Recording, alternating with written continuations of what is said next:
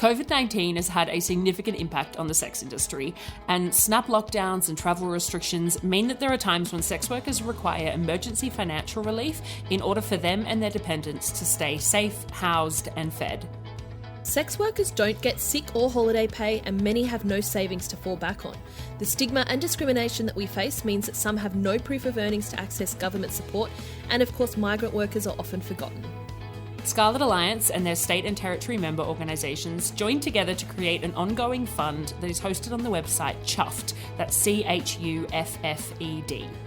Donations are tax deductible. 100% of funds raised go directly to sex workers in need, and most weeks the amount of people applying outweigh the amount of funds raised, and sadly people have to be turned away. The link to this fund is in our show notes. Welcome to Somebody You Love, or the sale of two titties. I'm Jenna Love. And I'm Holly Hart. And we're experts in disappointing our parents, breaching community guidelines, and banging the people who vote against our rights. Today we'd like to acknowledge that we are recording on land that was stolen. Jenna is on Darug and Gundungurra land, and I am on the land of the Ngunnawal people. As usual with this show, we are not able to speak on behalf of all hookers, and nor would we want to. But it's particularly true in this episode because we're talking about sex. What we like, what we don't like, and as we all know, everybody is different and every mind is different. And I mean, I think that's one of the things that makes sex so awesome. But we just, as usual, cannot speak for everyone. We always give a warning about adult themes with this show, but this one, as Jenna said, is all about sex. We're talking about positions, specific acts, orgasms, the whole lot. So if you're underage or you are someone who is uncomfortable with chatter around sex, this is not for you. And probably in general, the whole show is not for you. Well, you know. Yeah. As a special warning, just for Jenna's mum, you should definitely skip this one. If you've been enjoying the podcast, we would love it if you could take a few seconds to rate and review the show on Apple Podcasts. Preferably a 5-star rating and a really nice review, but we're not going to tell you what to do with your life. We think that the message we are sharing is one that needs to be shared. And by leaving us a review and sharing our stuff on social media, you'll be really helping us to reach a wider audience. If you are concerned about your name showing up on a review of a sex podcast, a sexcast, you can actually change your nickname, but it has to be done on your computer because Apple just likes to make things difficult. We have posted on our social media how to do it though, so let us know if you need a hand. Thanks. So Jenna, let's talk about sex, baby. On the topic of sex, let's talk about how much do we enjoy the sex we have at work and how much pressure do we feel there is to perform as opposed to in our personal life, I guess.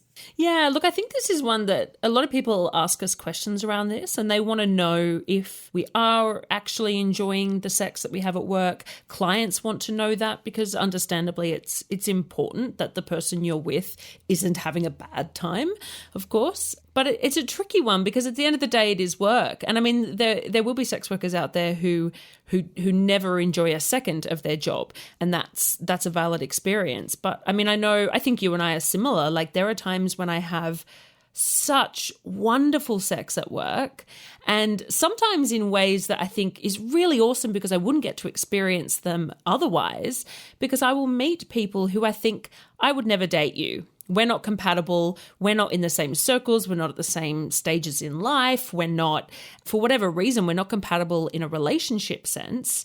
And even if I went out to a bar and hooked up, if that was ever a thing that I would do, I know.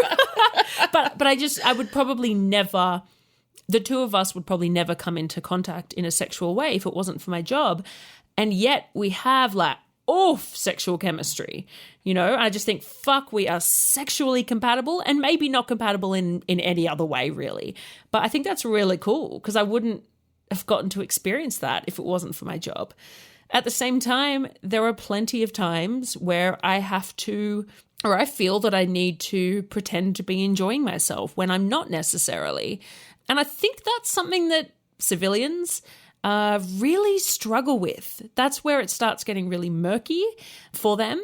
But I think, I don't know if other people have this experience, but before I became a sex worker, there were also plenty of times in the bedroom where I wasn't having a mind-blowing time. And I was just like, well, we're here now. We may as well finish it up. Or, you romantic. know. That's just, you kind of got to be, you got to be practical about it. And sex is just, it's not always this perfect, beautiful thing that goes smoothly. And perhaps we get to know that more than others. But yeah, I mean, so yes, the answer is sometimes I enjoy it immensely. Sometimes I enjoy it a bit. I also find it kind of can kickstart my libido. Like I'm currently in week 10 or 11, I don't know what we're up to, of lockdown. And my sex drive has disappeared because I'm not working, which like, I mean, if I wasn't a sex worker, I'd obviously find other ways to make that happen. But for me, it's a real, like, it's a, what's the word I'm looking for? Like a jump start. When I'm working, I'm like, oh yeah, like I don't have to have sex, but there's an expectation that I will be having sex. And so I do. And then I'm like, oh yeah, sex is so awesome. Like I almost forgot. So for me, it has a benefit on my personal life. Plus sometimes clients will suggest we try something and I'm like, oh my God, I need to go home and show my husband that. Or, you know, like it can really enrich the sex in my personal life as well. What about you? Yeah, I've got a few things to say that popped up while you were having a chat then. Just to answer the question to start with, yeah, it's a complex thing. I have had a lot of sex before I became a sex worker and since. And like anything, sometimes it's great and sometimes it's not so great. I would say often I enjoy it. I am someone who is very fortunate enough to come a lot. I know there's a large proportion of women who never come, who've never had an orgasm and who find it very difficult to come. So for me, sex is very often rewarding. If I can get off once, twice, 3 times, great. But there's more to sex than an orgasm, which is something I'm sure we're going to discuss today. And I find the whole experience really good. So even if maybe someone, I can't come in one way with one person, there are other elements of it that I find really enjoyable, and overall the experience can be really nice. And like you said, some of the most mind-blowing sex I've had was with guys that I wouldn't have talked to. That sounds really stuck up, but guys that I wouldn't have ordinarily dated or met up with in my civilian life. So, and they just blew my mind. And I was like, God, you make me so horny. So that's really cool. I have heard a lot of workers say that they don't orgasm at work or they won't orgasm. That was something I heard a lot when I was particularly in a brothel, that they refuse to come with a client or something. They like to delineate that. Yes, I heard that particularly in brothels as well. Yeah, and I was like, interesting. Why not? I get it. Everyone has their own needs for boundaries and what satisfies them in this work scenario, because sex work is a very unique space. But for me, I'm like, if I can take advantage of that, it's great. I love to have an orgasm.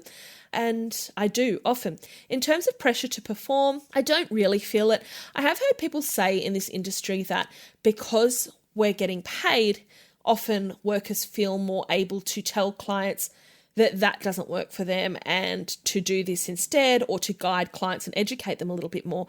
I would tend to think probably not. Because of you being booked for something, you almost, I suppose, feel like you have to indulge someone's ego a little bit. It's not something I feel a lot of pressure often because I already am feeling pleasure. So I'm not feeling like I have to pretend to have pleasure, if that makes sense. So yeah, because we are booked by the client, I suppose you do want to stroke their ego a little bit. But generally that's not something I feel a lot of pressure to do, fortunately for me. Yeah, I think there's this, I have heard it said about sex workers, but also about women in general, that, and of course now's probably a good time to add a disclaimer that we are talking mostly about heterosexual sex in this episode. But yeah, I've heard this idea that it's our responsibility to educate men in a sense for the sake of other women, and that we have a responsibility to, for example, not fake an orgasm or not fake pleasure just because we think that that's what we're supposed to do, and that, you know, it's our duty to sort of step up and say, actually, that's painful, or that is maybe not something that everyone's going to like, and maybe very few people would like that, and that sort of thing. And I think that's, it gets really murky for me, because I don't advertise myself as a sex educator. There are people who do, and that's a different situation. We talked to Charlie last week, who's quite comfortable with that sort of thing and will take on that role, and there are sex workers who will.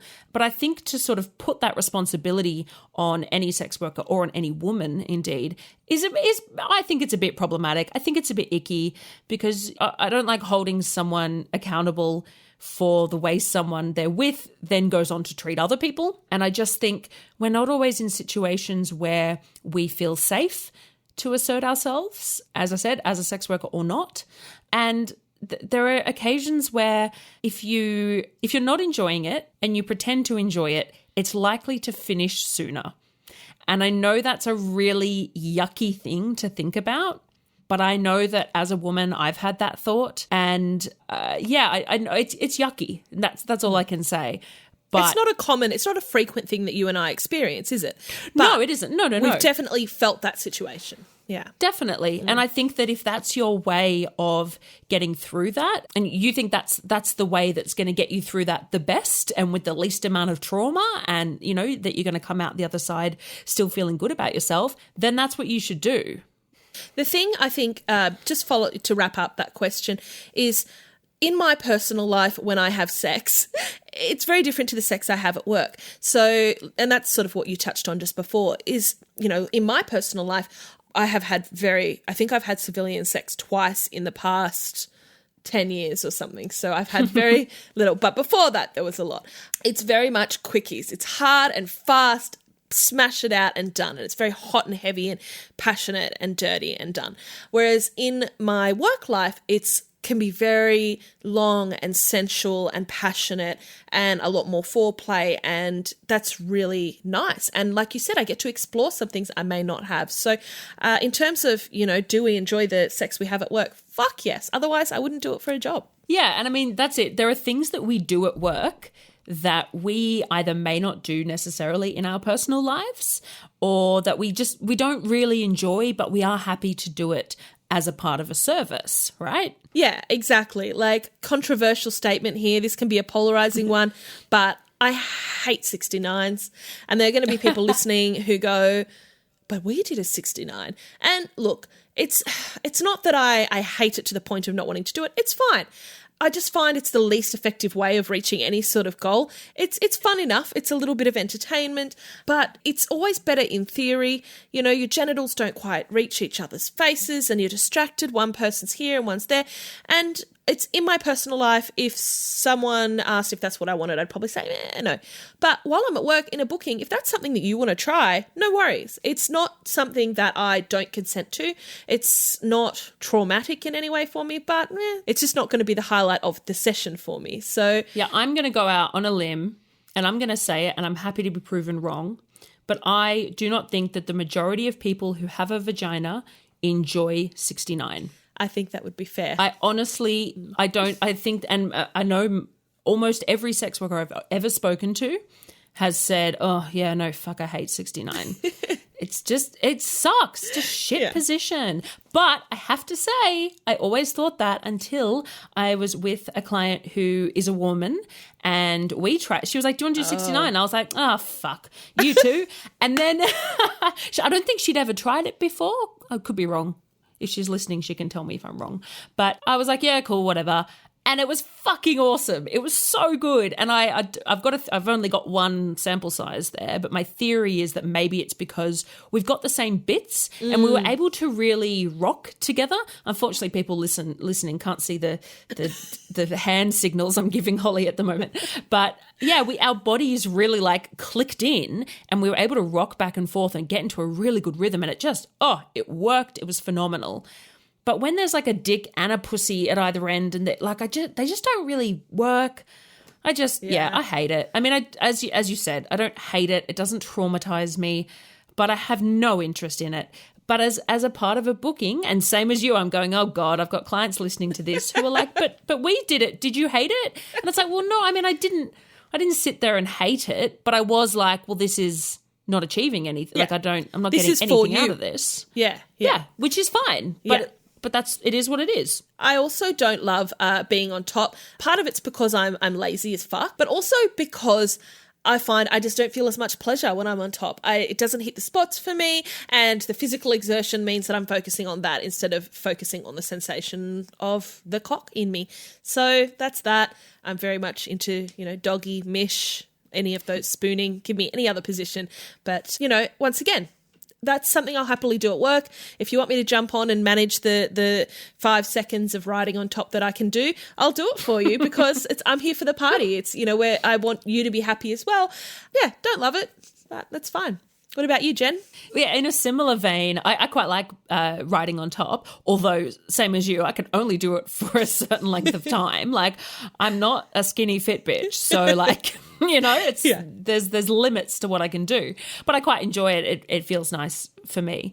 But interestingly, what I don't really enjoy is face sitting, which is, when the other person lays down and I basically straddle their face. So I'm on my knees. So it's a similar position to the traditional kind of cowgirl. Do you? Yes. I find it really difficult to orgasm in that position. And for me, I feel a huge amount of pressure because when somebody has booked me and they want me to be on top of their face, it's because they want me to drown them.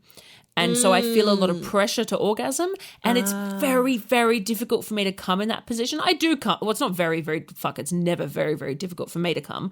So I do, but it's not an enjoyable orgasm. It's very functional, that's fine. And again, same thing. I'm happy to do it if that is what somebody wants to do. But yeah, it's not my choice. I never, ever, ever do it in my personal life. Ever. I have no interest in doing that. I think the other thing for me is DP, and I know that you don't do this because your little butthole is a virgin. Anal virgin. But it's not uncommon for clients to want to use a toy on me and their dick so that we're getting double penetration with a dick and a toy. And I just prefer one at a time. It's just too much for me having both of them going on. And I think people, I don't know, I just get the sense clients are doing it because they think I'll enjoy it. And they may not be. If they're enjoying it and they love that visual and then awesome, totally happy to do it. But when they sort of present it as oh my God, you're going to love this, aren't you? I'm like, oh, well, I can really take it or leave it. So, and it's awkward in a booking situation to say that because obviously I want to be enthusiastic and really support what they want to do. But I'm like, oh, but if you're doing it for me, then don't worry about it. We'll just fuck. We'll just have a dick and not have the toy as well. So in terms of what we do enjoy, how do you feel about going down on your clients? Yeah, look, I really enjoy that. And I think that in general, a lot of sex workers are people pleasers and people who like to give pleasure and as such might be more comfortable giving than receiving. And I think that, a misconception that kind of feeds into that, before I entered the industry, I thought that it would all be about me being a service provider, me giving and not a lot of receiving. And I think that is what civilians think the job is like a lot of the time, the way they talk about us as though our bodies just get used for pleasure and all this sort of shit. And so I kind of expected that. And the opposite was really true. Our clients really want to give us pleasure. And a lot of the clients I've come across can be quite uncomfortable or not used to receiving pleasure, and it can be quite confronting for them. So that's a really roundabout way of answering the question, but I really do enjoy giving oral to other people. It varies. There are some people's genitals that could smell better, or when the hair, I've got no issue with people having genital hair, pubic hair, but when it gets in the way, if they have a penis, for example, and the hair is longer than the penis, it's just a logistical issue. So yeah, look, there are times when I'm like, nah, I could take or leave sucking on this. But for the most part, I love giving head. Nothing makes me wetter than giving head, frankly. And I think that that's something that a lot of sex workers would probably say, and we get dismissed because people are like, oh, you just have to say that. And it's like, no, I think that a lot of us are people who want to give and want to give pleasure. That being said, of course, there's plenty of sex workers who don't have that desire. They just want to earn an income, and that's cool too. But I think for a lot of us, we're really into it. Yeah, I've definitely always been a cocksucker. In my youth, I was very well known for being the cocksucking girl. That was a thing for me. I've always had an oral fixation, whether it's cigarettes or cock or food. I just want to put things in my mouth.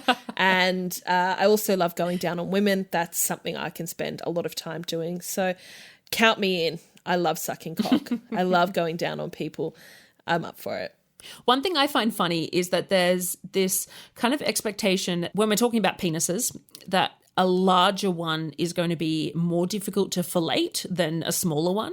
And that is the case sometimes. But I was talking to Holly about this the other day and I was like, I don't know if I'm alone in this. And Holly was like, no, you're not alone. Which was that because it uses a very different set of muscles when you are sucking on a narrower cock to when you are sucking on a wider cock. And because when it's on the smaller side, like a slimmer cock, you really have to like kind of purse your lips together. And I find those muscles get sore more quickly than the muscles that I use to suck a bigger cock. God, this is so graphic. I'm loving the hand movements you're doing there. Oh, yeah. I'm fully acting it out. But yeah, so I just think I think it's interesting, and some people would be surprised to learn that sometimes sucking a smaller cock is more arduous and is more taxing on my muscles than sucking a bigger one. Yeah, another logistical issue with cocks is the deep throating issue for me. So I find because of the way that most cocks, and once again, there's so many types of cocks out there, but a lot of cocks tend to bend upwards or backwards towards, when they're erect. Yeah. When they're erect, towards a person's belly, basically. So when you're trying to deep throat that, it's tipping up towards the back of your throat, upwards towards sort of your nose, I guess. So in order to give the best deep throat, the best position to do so is upside down. For example, laying on the edge of the bed with your head hanging backwards over it and being fucked in the throat that way. So it actually tips back down the back of your throat, which is not the most comfortable position, but hey, it's doable. It's just a strange body logistic. And it's part of sucking cock, I guess. Yeah, I reckon one of the most common mistakes, I guess, people make with sex is not adapting to the bodies that are there. And that's the thing. I've had so many guys want me to be on my knees. And look, I'm a little fucking slut. Like, I love being on my knees and sucking cock. My God, I hope my mother has taken your warning and is not listening to this episode. I love it. But when I get down there and you've got an upward bending cock that's poking up towards your navel, I can't get that I can get it in the front area of my mouth, but I can't get it down my throat. It's just not going to work. And so then often with guys like that, if it's quite a severe upward angle, I will get them to lie down and I'll kind of climb around so my bum is like near their face and I can do, as you said, like an upside down blowjob. But then so often I think they take my bum being there right near their head as a sign that I want to do 69. So they'll kind of try and pull me on top and I'm like, oh, fuck, no, I just want to give you a fucking good blowjob. And now you're trying to eat my pussy as well. Like I just wanted to focus on an excellent blowjob, see how deep down me I can get that dick. And instead you're pulling out the 69 again. And again, it's like, if that's what they want to do, that's cool. But I'm like, well, it's not that's what I was suggesting. I just need to get to this angle logistically. Yeah, you're having a good time just slobbing on that knob like corn on the cob. I'm good. Yeah. Let me have a good time. But then I have heard some men say they are enjoying the blowjob too much and they need the distraction of a pussy on their face. And that's fair enough. That's cool. Yeah. But I just like to focus on one thing at a time. Which brings us to this thing that we all get asked, which is, what do we like? What do we want to do in the bedroom? Clients ask us this all the time. They want to do what we enjoy, which totally comes from a really good place of wanting us to have a nice time, of course.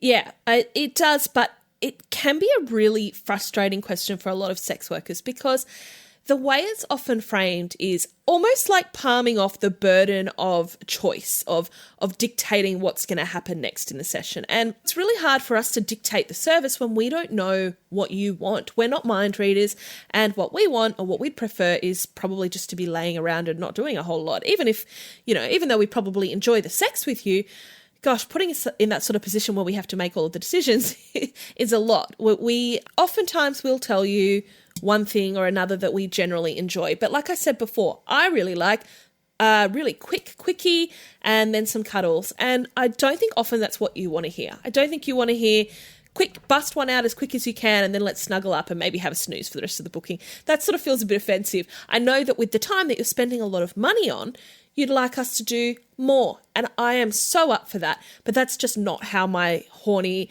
instant gratification brain works. So I sometimes need you to tell me what you want. I want your fantasies. I want to know what excites you so we can do that together. Yeah, look, for me, I mean, if somebody asks me, what do you want to do? The answer is order a pizza and watch Netflix. Like, that's what I want to do. But I'm happy to do my job as well. But I think it irks me a little bit, and this is getting a little bit maybe academic about it.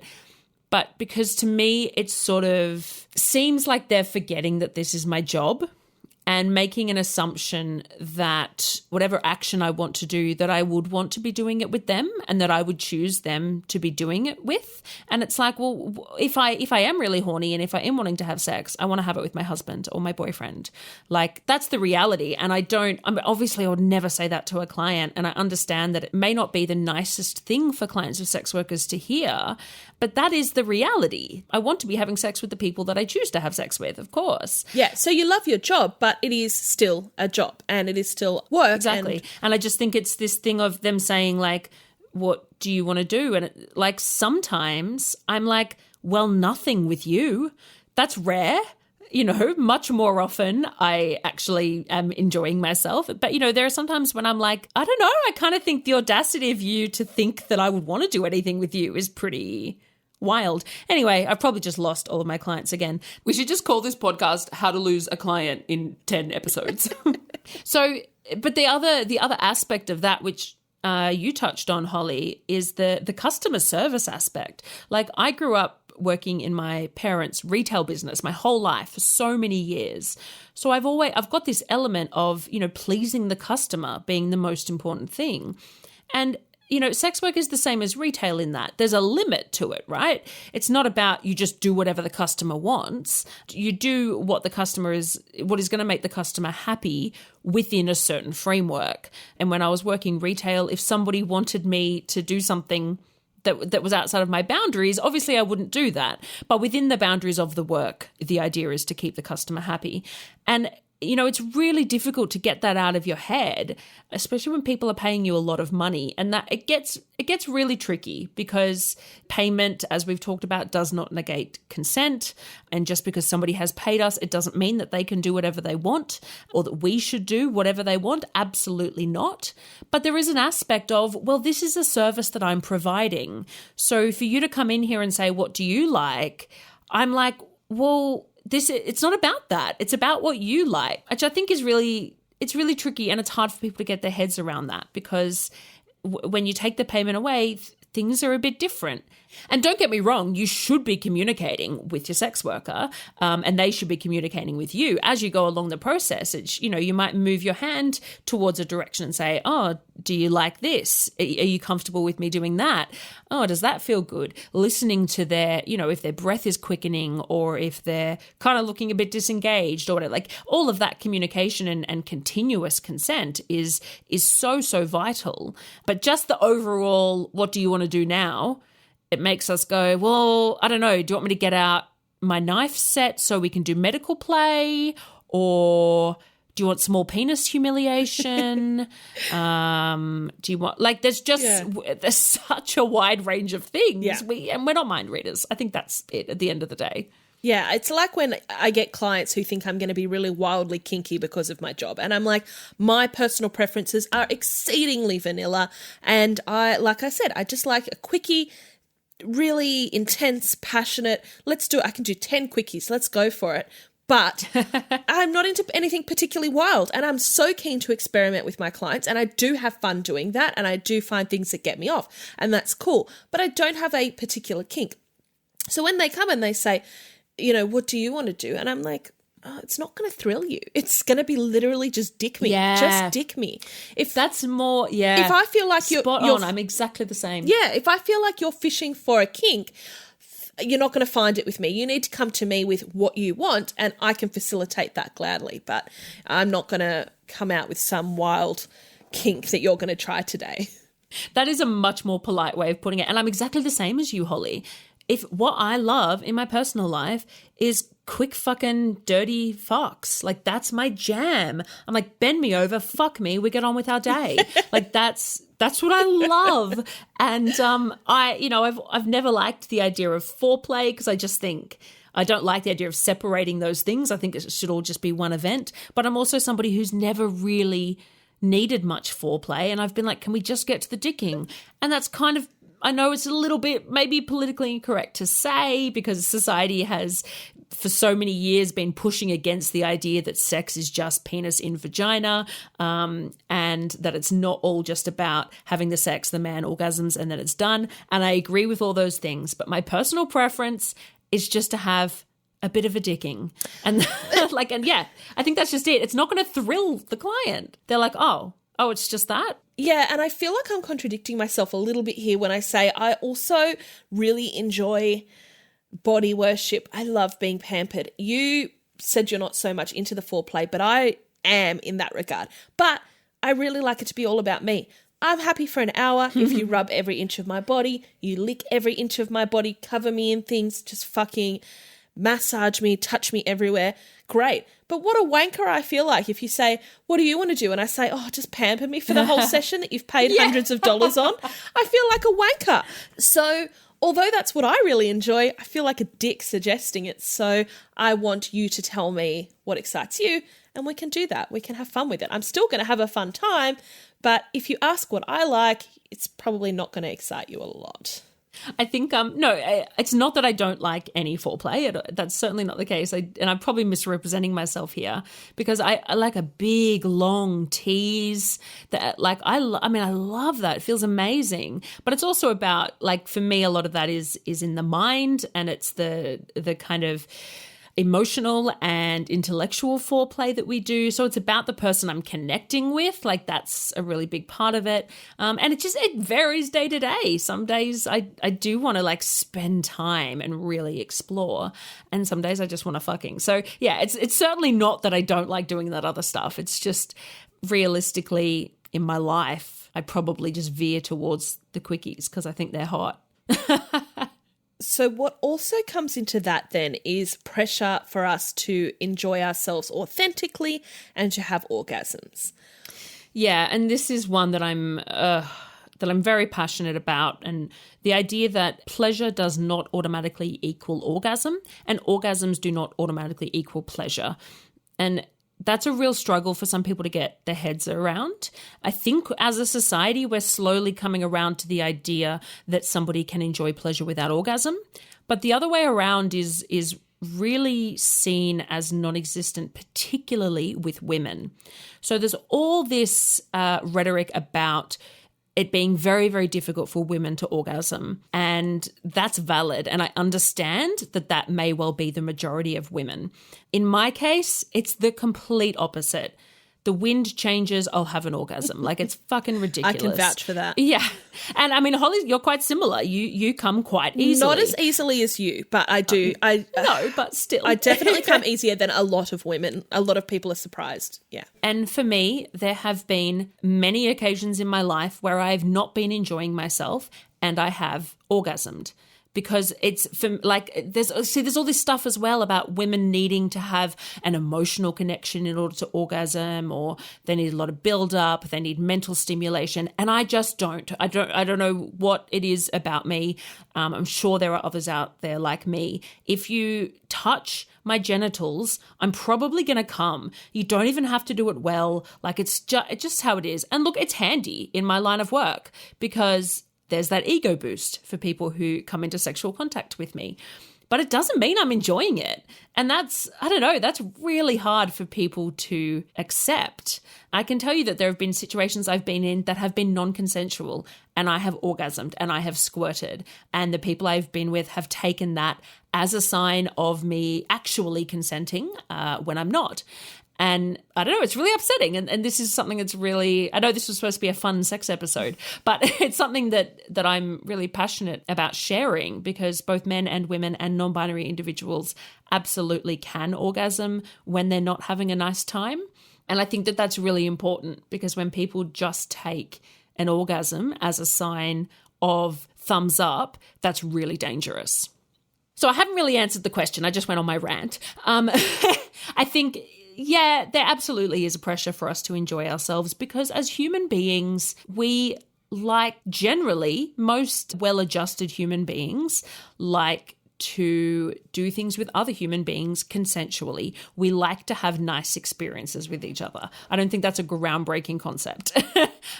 So as a result, like, our clients want us to have a nice time. And I think that's so fair, and it comes from a really nice place. But it's another one that's tricky, because sometimes we may not have a nice time, and it may be nothing to do with you. We might just have other shit going on in our life, but we weren't able to cancel the booking. Or we might have, sometimes we've got period pain, and it kind of gets in the way, and we're just, you might be great, but physically we're just not in the best position.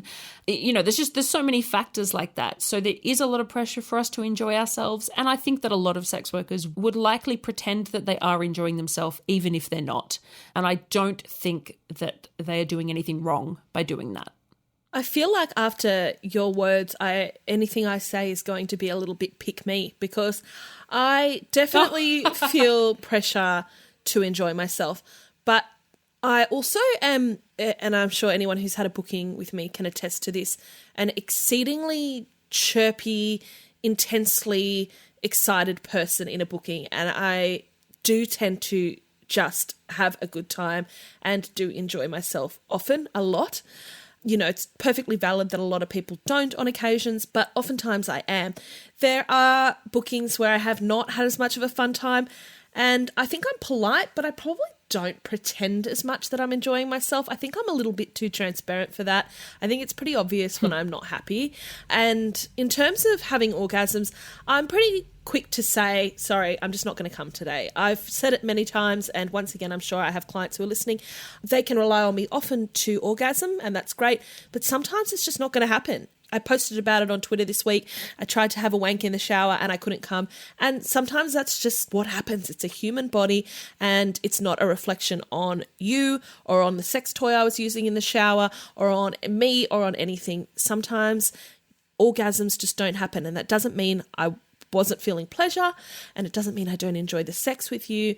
But yeah, I'm happy to say sometimes, sorry, hun, it's just not happening today. Let's do something else. So yeah, look, don't get me wrong. I feel like I'm painting myself in a really bad light here. Like, I think I'm like you. I am quite chirpy. I really love my job. 9 times out of 10, more than that, I'm having a great time and I really want to be there. I just think it's like using that as the barometer for someone else's pleasure can be quite misleading. I also think our society's got this I think a lot of us have this almost entitlement to other people's orgasms. And I say that as somebody who used to be guilty of that myself. And it was through dating. I've dated one woman and one man, both of whom were not able to orgasm in front of other people. So they both had orgasmed in their life and could do it on their own, but weren't able to do it when with someone else. And it really taught me that they don't owe me an orgasm. All I can do is have an open and honest relationship with them. And if they say that they're having a good time, then I have to trust that they are having a good time. That is all that I can do. And it really made me think about the way we talk about orgasms, because we often sort of say, oh, I'm going to give you an orgasm. Whereas I think really the way we should frame it is that other person is giving you their orgasm. And that's really special. And that I think we should be quite grateful when somebody allows us to see that, but we shouldn't expect that they will be able to give us that experience.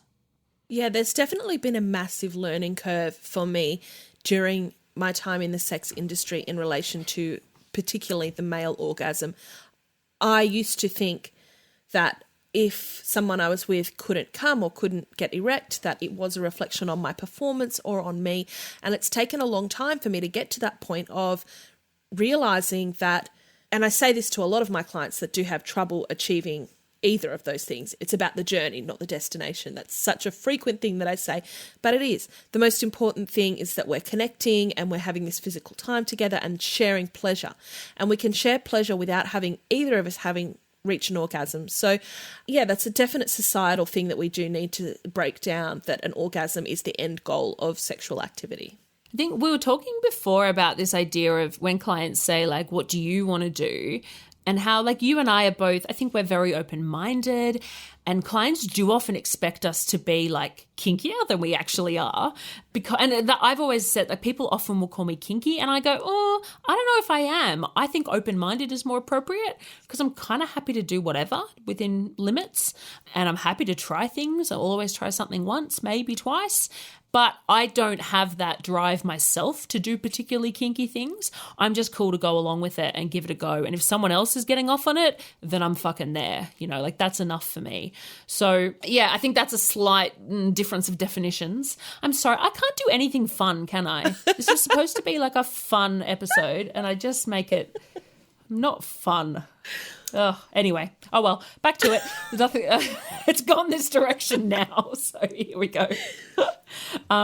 So often, we get clients that are coming to us and they want to do something really kinky or something that's really out there or, really forbidden, but they don't actually have a particular thing they want to do.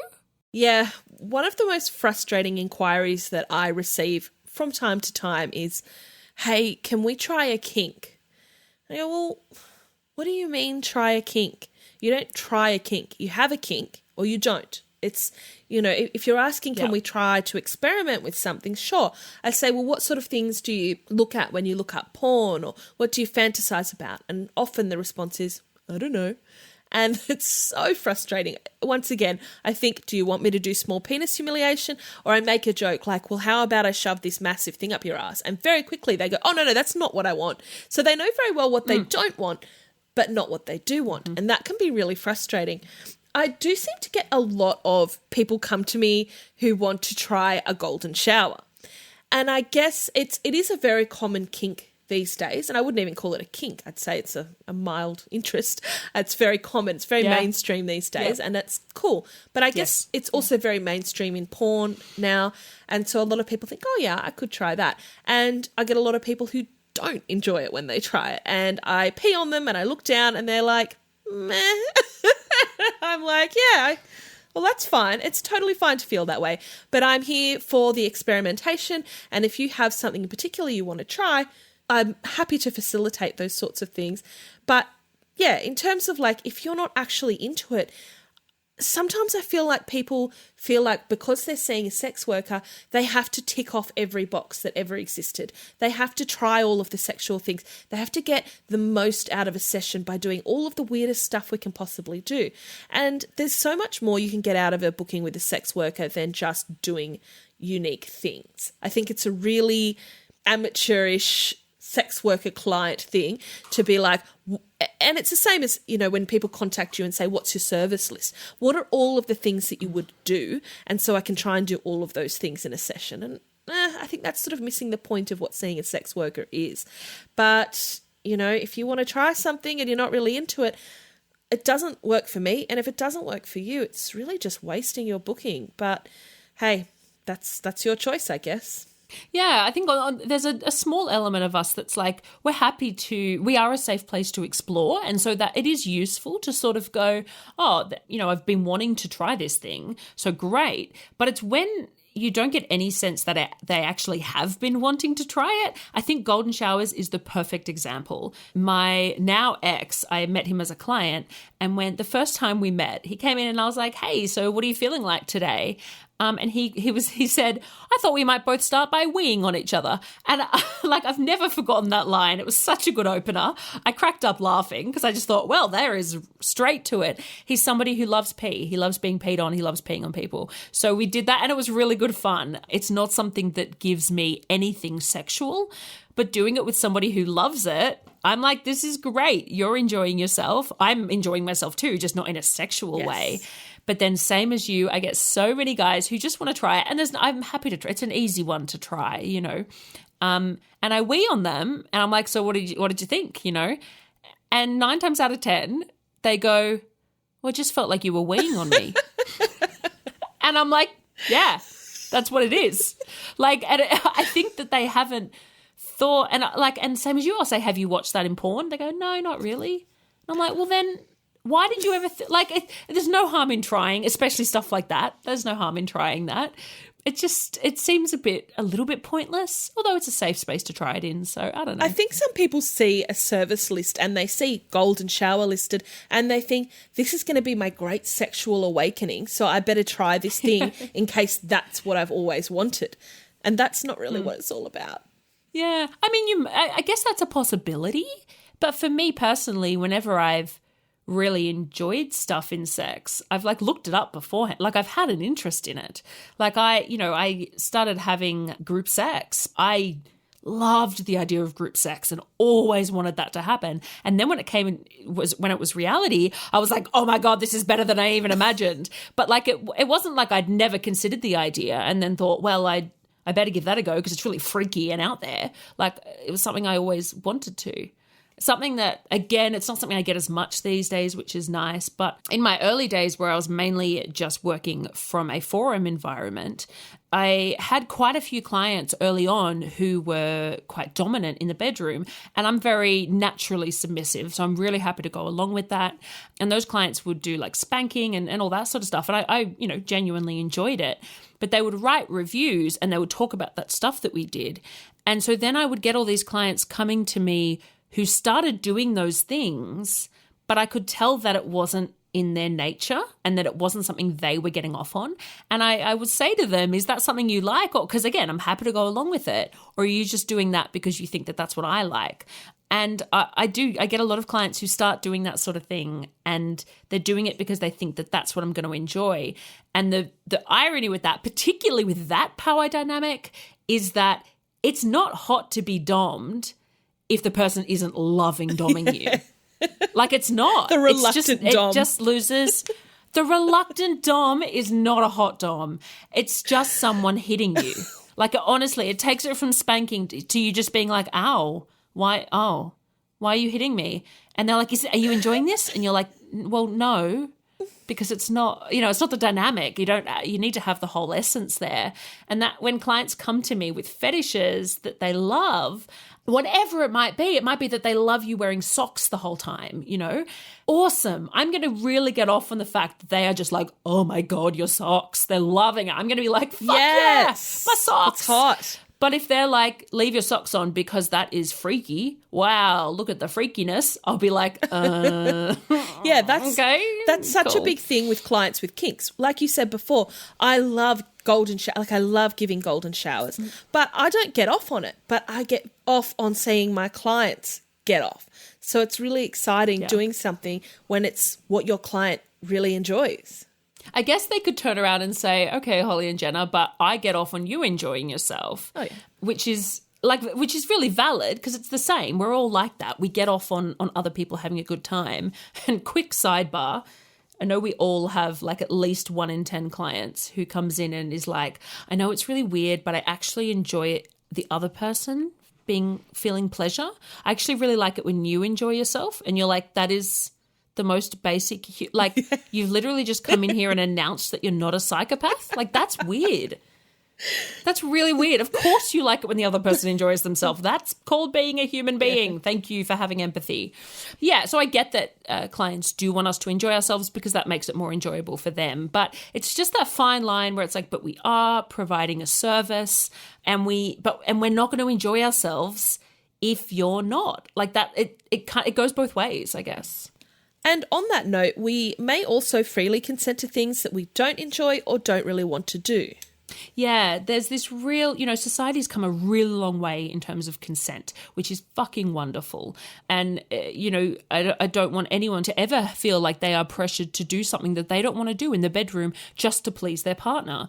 I think it's really good that we're coming to a place of accepting that. But there's also this really huge, very nuanced spectrum between, oh my God, I love that, I want to do it every day, it feels amazing, and I will never do that, not for $1 million. There are so many things that fit somewhere in between those two things on the spectrum. And I always think about it in terms of my work. Like, there are things that I love doing and always want to do. There are things that I quite like doing. There are things that I get nothing out of, but have no issue doing. There are things that I don't really like, but if there's money involved, sure thing. And then there are things that I wouldn't do for money or anything. And that spectrum, I think, is really important, because there are things that I will do because it's my job, that if somebody asks me in my personal life, I'll be like, no, but it's my job, so I'm happy to do it. Yeah, that spectrum you just described is perfect. I can 100% relate to that. And obviously this doesn't mean that clients can do whatever they want. You still have to get consent. Yeah, and this is the thing, like, this is where the swerfs come in and say that, oh, you know, you're being paid so you can't consent. And they're missing so much nuance, and they're missing, like, the way the fucking world works. Like, we all consent to do things that we don't want to do every single day. Doing the laundry, taking out the bins, going to work, doing certain things at our jobs. As human beings, we are very capable, and I think it's our right to be able to consent to things that we don't want to do, because consent and desire are different things, and they should be. And, you know, in an ideal world, wouldn't it be magical if we only ever consented to the things that we desired to do? But we know that that's not reality, and we know that sometimes there are incentives other than desire. Money can be one of those incentives, and that, to suggest that the money takes away our agency to make an informed decision about whether it's worth it or not, is really infantilizing. But I mean, that's what SWEFs love, to infantilize us. But yeah, I just think it's something that I know people outside of the sex industry sort of go, oh, well, how can you agree to do things you don't want to do? Doesn't that mean you're being taken advantage of? Blah, blah, blah. And I guess I would suggest that we all do that all the time. And if you're only uncomfortable with the idea of me consenting to things that I don't desire to do in the bedroom, there might be a bit of a cognitive dissonance there, I think. So I thought I'd chuck in a little question from one of our patrons here. I'm switching up the format a bit. But when we said we were doing this episode, he sent us this. He said, I have never and would never force anything or cross any boundaries of the lovely lady that I am privileged to spend time with. Is asking, may I kiss you in a booking seen as thoughtful/respectful? Look, I don't take issue with it, but I do think it's a little bit superfluous. I think once you're in a booking setting, the body language says a lot. If you go to kiss her and she leans in, I think you're good. I don't think you need to ask before doing each individual thing. I do think, as Jenna said before, just clarifying along the way, you know, listening to how they're breathing, looking at their facial expressions, and maybe saying, you know, how does this feel? Or asking things like that is all valid. And I think a lot of sex workers will guide you as to their consent as well. It's say, no, I'm not into that. I think this will surprise you, Holly, but I love it. If somebody asks if they can kiss me, instant panty dropper. Oh, wow. I think it's really hot. I think it's overkill. I sort of go, oh, come on, just get on me.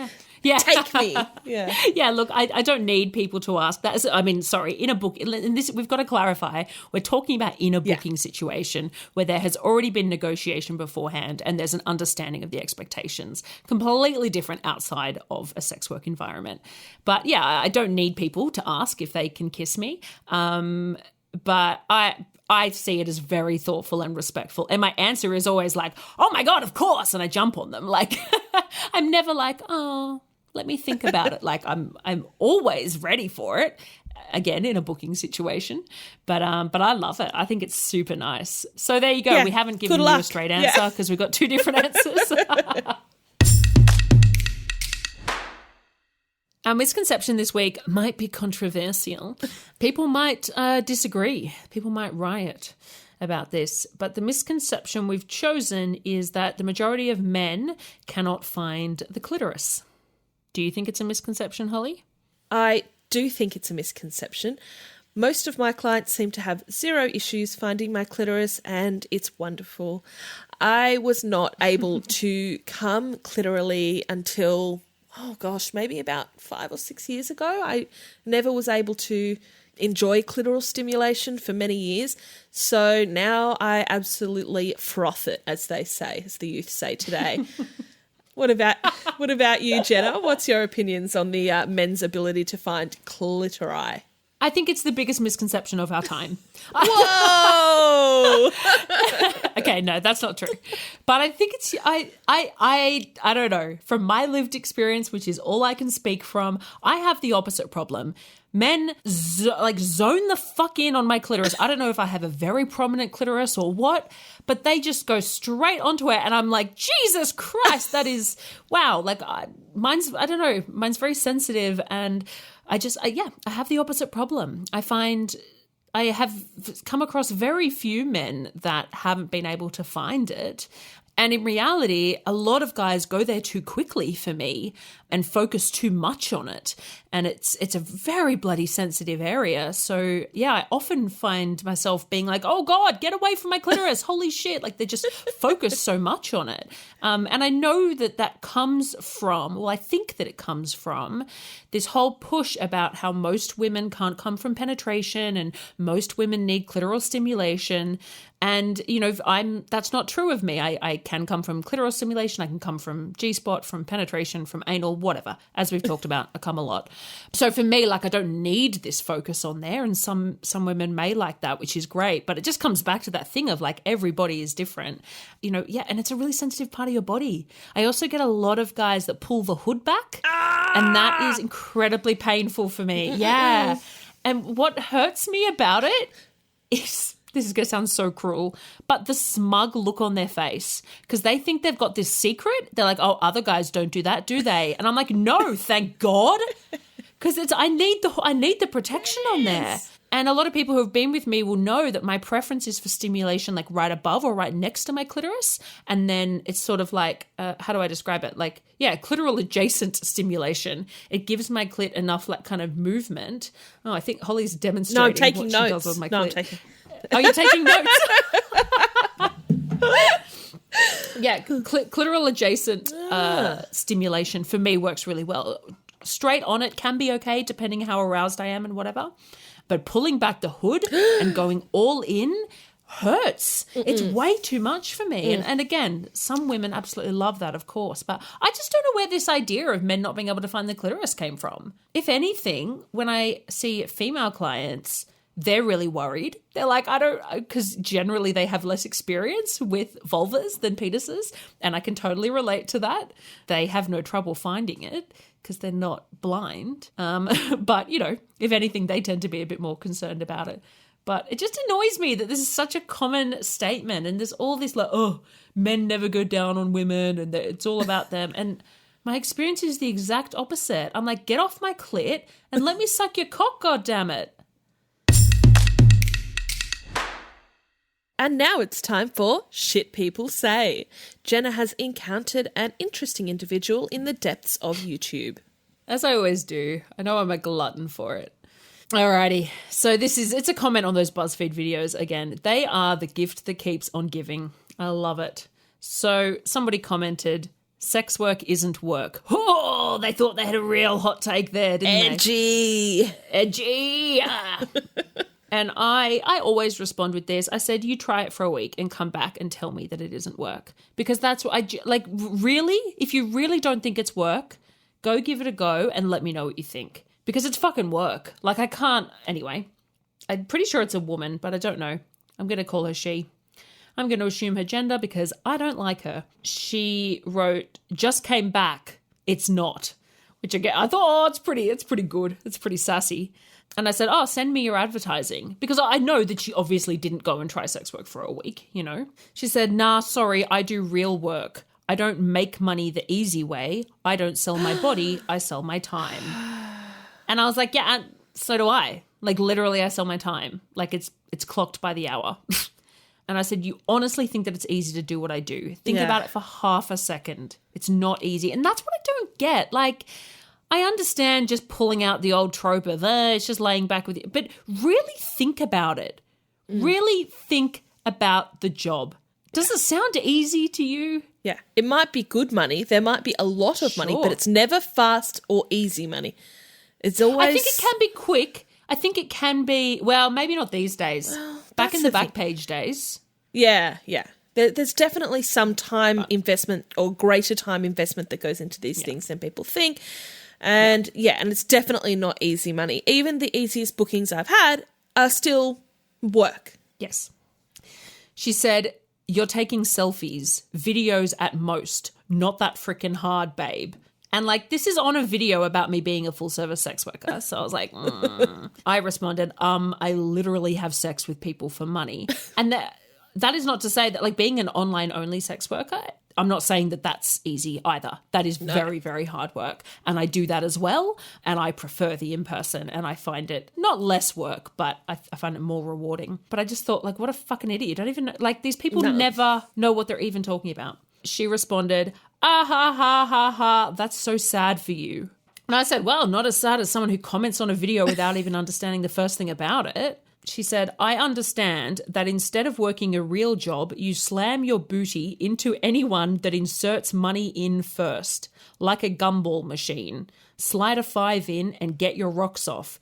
Jesus Christ, it's so pathetic and sad. Like, really? This was your goal and you're proud of it?" Laughing emoji. And like, it wasn't my goal. What do you mean? Like, no. The other frustrating things with her points is that it's this whole glorification of the grind. It's like, your job is easy. Like, there's nothing worse than having a job that is not soul-destroyingly hard labor or mentally taxing to the point where you need 4 weeks of leave just to deal with the job. I'm not saying at all that sex work's easy, but it's such a bizarre thing to think that if it was easy, that somehow makes it not worthy. A problem. Yeah. Yeah. I also think what gets me so much about these people is that her view of me is that I, quote, slam my booty into anyone that inserts money, which is pretty, like, that sounds great. But if that's what she thinks, if she thinks that I am just, this vision of me that she has is that anyone who waves a $5 at me, I'll spread my legs for. And why would you want to be cruel to somebody in that position? Like, if what you think is, you think so low of me and you think I'm in such a desperate situation, and that's with all these people, whenever they're like, oh God, you couldn't do anything better than that, oh, blah, blah. And it's like, well, if that's what you think, then why are you being an asshole to me? Shouldn't you be really kind? Good point. Why are you being such a dick to the downtrodden if that's your view? I'm not downtrodden, but if that's, I said, yep, as I suspected, you don't know anything about it. She said, and as I expected, gumball machine, which I don't know how I proved that I was a gumball machine. And look, I got pretty sassy here, but I said, babe, does it upset you that I make more than you and only have to work a few hours a week? I'm just really not sure why you're so invested in this. And like, that's like you were saying, like, why is it seen? I think in any other industry, if somebody was earning more money for working less hours, they would be praised for that. It's that impressive. Would be considered intelligent, that they'd be using their nous. But if you're a sex worker and you're doing that, it's, oh, how pathetic. And it's like, isn't that really smart? I have more time to spend with my family. I have more time to spend on my hobbies to improve myself. I'm not slaving away at a job earning money for someone else all the time. She said, I'm just not sure why you can't get a real job, as previous comments stated. I think you're just mad because I'm making a very true point. Put $1 in, get $1 out is what they say, I guess. Do they? Which I don't know what that meant. Like, I'm not giving dollars out. What? That's the worst business model I've ever heard of. She said, nah, but on the real, not even joking. Do you do coupons? Laughing emoji. Or a fall sale? Laughing emoji. Maybe a spring savings? Laughing emoji. You make it way too easy, baby girl. Oh, baby girl. And like, people often, they love this one. They're like, oh, they're coupons? Or can you get it on Afterpay? Oh. And it's like, actually, yeah, like there are some workers who will have like after 10 visits, you get an extra half an hour. Or sometimes I do sales in summer. Yeah, I'll be like, hey, I'm doing a sale. Yeah. That's fucking business. Sorry. They'll give bonuses to their best clients. They might give extra time. They, might give gifts around Christmas time or whatever. Like, yeah, actually, that kind of stuff does happen. I don't know why you think it's so hilarious. And I just don't know why you can't get a real job. And it's like, why? Why do you want me to have a shitter job than I have now? Does that make, I guess it's that, are they jealous? Like, is it, I don't know. Yeah. As always, we'd love to thank our wonderful patrons this week for supporting us. Our new giving somebodies are Ms. Rainbow and Liz.